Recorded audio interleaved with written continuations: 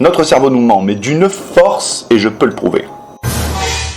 Dans cette vidéo, je vais vous montrer que vous êtes aveugle à des choses qui sont devant vous. Je vais vous faire voir des choses qui n'existent pas.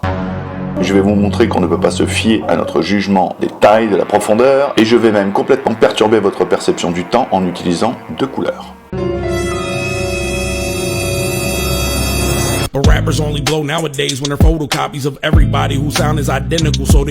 Mais surtout, on va pouvoir regarder l'importance contextuelle pour éviter la guerre des teubés.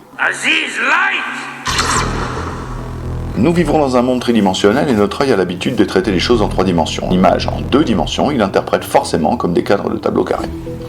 Et nous sommes parfaitement aveugles aux cercles. Cependant, lorsque je vous montre les cercles, alors on peut plus s'empêcher de les voir. Jusqu'à ce qu'on cligne les yeux, et là de nouveau on ne les voit plus.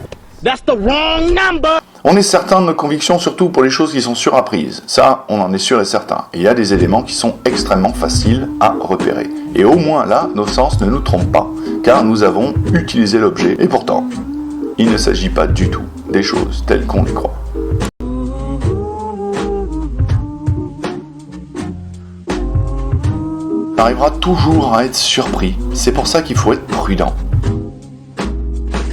Le contexte est tellement important qu'une simulation visuelle qui est fortement ambiguë devient évidente. Et il n'y a pas de doute possible sur l'interprétation de cette lettre. Sauf là, c'est pourtant la même lettre. Si je multiplie un bonhomme de neige dans un fond noir, exactement de la même taille, ça fait pas de doute, mais si je le mets en contexte, c'est fini. Votre œil ne peut plus voir une taille équivalente entre les bonhommes de neige. Ce qui va poser problème, c'est l'interprétation d'objets impossibles et qui sont pourtant réels. Comme celui-là.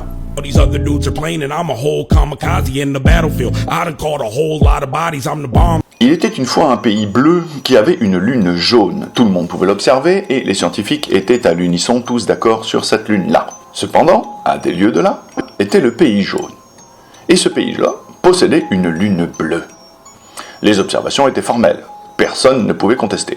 Tout semble limpide jusqu'à ce qu'on regarde vraiment les lunes toutes seules. Je ne sais pas si elles sont bleues ou jaunes, mais une chose est sûre, c'est que c'est strictement la même lune.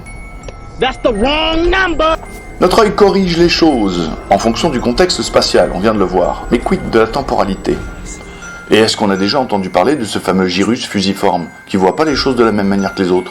Eh bien, alors qu'il était utile à la naissance pour repérer le T formé par le visage de nos parents, là, il va nous jouer des tours, parce que nous avons tendance à voir ce qu'on a envie de voir et entendre ce qu'on a envie d'entendre. Voici une femme charmante qui nous fait un grand sourire. Notre cerveau corrige, selon nos attentes. Là, rien ne bouge. Il ne s'agit que de balles faisant des allers-retours sur un axe parfaitement fixe. Maintenant, comment vous rendre aveugle à quelque chose qui existe et comment vous faire voir quelque chose qui n'existe pas? Eh bien, c'est extrêmement simple. Regardez plutôt. Voici des points violets qui ne font que disparaître à tour de rôle. Vous avez déjà une impression de rotation qui est induite par le clignotement séquentiel. Maintenant, si vous arrivez à vous concentrer et ne regarder que la croix noire au centre, non seulement les points violets vont disparaître, mais vous allez voir apparaître un point vert qui fait le tour. Dès que vous effectuerez un micro-balayage, la structure sera brisée. Mais il y a bien pire, et je remercie pour ça le laboratoire CVCL du MIT. Sur cette image et pendant 30 secondes, il va y avoir une multitude de changements que vous n'arriverez jamais à voir. Vous pourrez regarder l'image autant que vous voudrez, vous pourrez regarder partout. Et avec le temps de précision que vous voudrez, vous n'arriverez jamais à voir les changements sur cette image.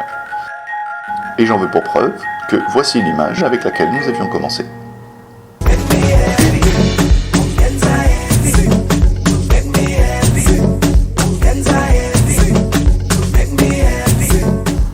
Si les changements sont suffisamment progressifs, nous devenons complètement aveugles à ces changements-là. Notre indice de pertinence est sur des changements variables de contraste brutal. Donc en gros, au triage du registre d'informations sensorielles, qu'on verra dans une autre vidéo, les changements ne sont pas pertinents. Vous voyez où je veux en venir? Qu'est-ce qui va se passer quand on rencontre quelqu'un, que l'on tombe amoureux, imaginant que cette personne est formidable, et qu'au cours des années la personne n'est absolument pas formidable, mais que l'on continue à projeter une image dont nous sommes profondément amoureux? Une personne change sous nos yeux, parfois on ne le voit pas. Des enfants, des parents, des proches.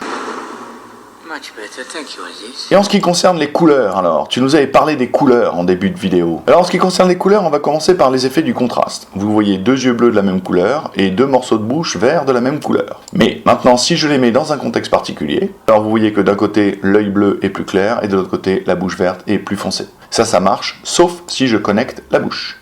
Et là, du coup, on continue à les voir de la même couleur. Et en ce qui concerne le temps, alors, comment tu fais pour perturber notre pression du temps avec tes couleurs ? Eh bien regardez, voici 2 cercles de couleurs. Leurs centres vont se mettre à clignoter exactement à la même vitesse. On se méfie toujours un peu de l'autre et jamais suffisamment de soi-même. Et je sais bien que pour vous ça paraît impossible, c'est pour ça que je vais retirer les 2 cercles et vous allez voir.